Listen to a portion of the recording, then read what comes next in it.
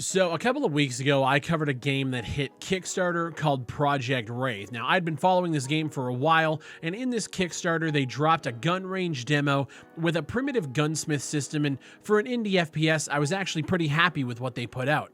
I made my first impressions video, and the Kickstarter's been doing pretty well. The team asked for approximately $55,000 US, and they're sitting around $45,000, $10,000 short of their goal with about 40 hours left at the time of recording this video. To push the Kickstarter forward, the team at Grassroots Studio just dropped a 1v1 multiplayer demo that I finally got a chance to sit down and play around in. I got to test ballistics, movement, and other things around the environment. I was very supportive of the original project, but the question now is this 1v1 demo good, and is this Kickstarter still worth your time? Leave a like on the video and subscribe for more indie FPS content. So not to beat around the bush, this demo is pretty basic. It features 9 zones within the one map that they've showed off, and you basically play 1v1 until someone gets 7 points or 7 kills, and every time a death happens, the zone changes to a different location within this map. This was done to not only see all the different areas that they've created, but to stop spawn camping. Now, with me kind of following this project from its initial inception over a year ago, I'm kind of wondering, where did this all go? You guys are seeing on screen videos from their channel where they've showed large environments, them walking through. This video itself was from April 17th of this year, putting out some 4K pre-alpha gameplay that I actually think looks better than what we have now. What happened to this environment?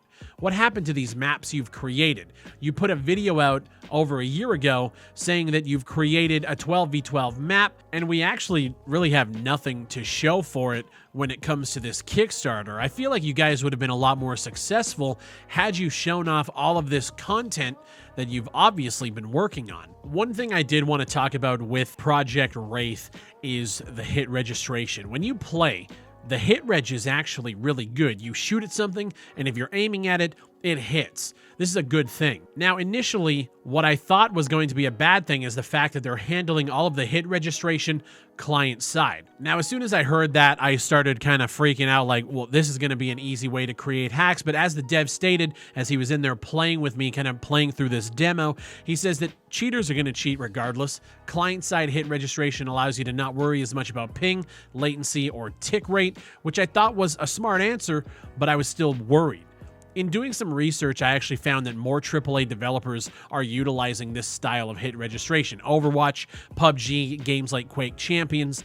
This alleviated some of my concerns, but I think it's really going to come down to how Grassroots Studios plans to handle cheaters once the game comes out. And there were some bugs within this demo where there was a little text prompt that kind of showed up on the ground. I noticed that the muzzle flashes and the ballistics are actually coming from above the gun. The guns weren't really sitting in the character's hands correctly. It was definitely a rush demo. I'm not a fan of them putting out a demo like this, especially when I covered a game like Fractured Veil, who has been working on a game for 5 years before they came and asked anybody for money, and those guys shown a lot more promise than a game like Project Wraith. I do have faith that Grassroots Studio is going to pull this off. That being said, I think this 1v1 demo was a complete miss. The build had no leaning mechanics. They took them out even though we've seen them before. It didn't even have crouch animations in third person. You crouch on your screen, but to everybody else, your character is still standing. The crouch speed wasn't even changed. It was just rushed out the door, and during a Kickstarter campaign, that shit just doesn't fly with me.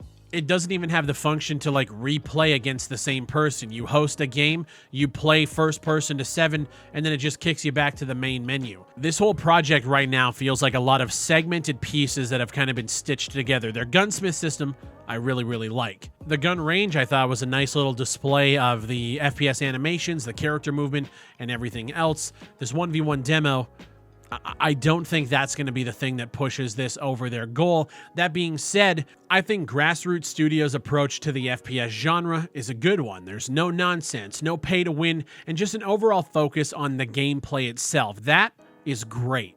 This 1v1 demo showed me, however, that they aren't as far as I originally thought. If this Kickstarter doesn't succeed, I think they should continue to build on this project and seek investment funding elsewhere, or come back to Kickstarter or another crowdfunding platform when the pieces fall into place and it's a much more fleshed out project. At the end of the day, I wish these guys the best, and I hope to see more developers following in their footsteps when it comes to achieving that goal of a no-nonsense FPS. I just don't think they were ready for the spotlight. Like, when you look at Fractured Veil, they actually just hit their goal. They followed through with updates and community engagement almost every single day. They were ready. They took the initial success from videos like mine and they fucking ran with it. Compared to Project Wraith, 3 updates posted to their Kickstarter in 30 days, when you're trying to grab an audience and show that you are communicating and you are aware of, people coming in and having questions and concerns, it honestly just wasn't enough. When you're going to crowdfunding and you get a lot of eyes on your project, you need to engage way more. Dev blogs, updates, visuals, screenshots, anything to show people that you're investing all of your time and effort on their dime.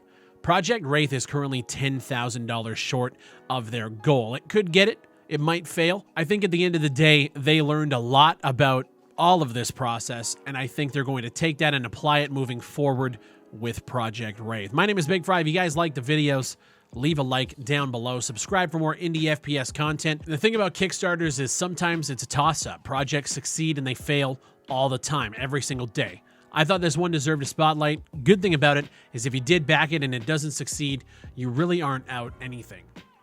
Thank you guys for watching. My name is Big Fry, and I'll see you on the next one.